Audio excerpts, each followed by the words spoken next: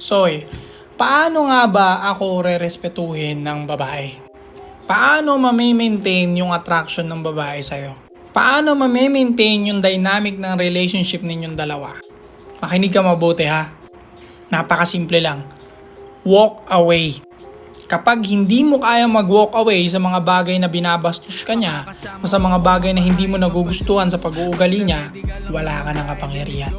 Sa oras na mag-please ka sa kanya, sa oras na hindi ka makapag-walk away sa isang bagay na bullshit na para sa'yo, wala ka ng kapangyarihan sa relationship na yan.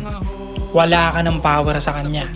At uulanin ka na ng disrespect sa mga susunod pa na parating.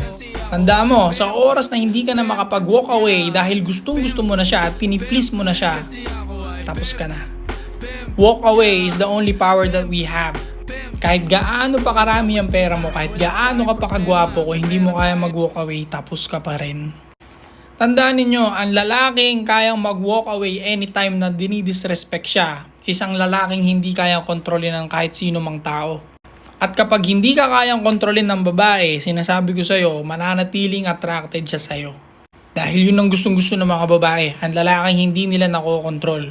Yung lalaking nag-delete sa kanila ng tama at yung lalaking nire-respeto nila. Kaya kung hindi ka nila nire-respeto, todo please ka pa rin, endgame ka na. Lagi mong tandaan, stay cold.